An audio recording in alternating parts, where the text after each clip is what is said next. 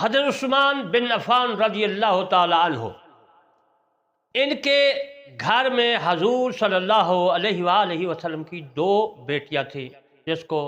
اس کا مشہور نام ذوالنورین ہوا، یعنی دو نوروں والا۔ تو میرے کریم صلی اللہ علیہ وآلہ وسلم کے پاس حضرت عثمان رضی اللہ تعالی عنہ آ کر بیٹھتے اور چادر پنڈلی سے اوپر ہوتی تو میرے مصطفیٰ صلی اللہ علیہ وسلم حیا فرماتے، شرم فرماتے اور پکڑ کر دھوتی کو نیچے کر دیتے۔ دیکھو رسول کریم صلی اللہ علیہ وآلہ وسلم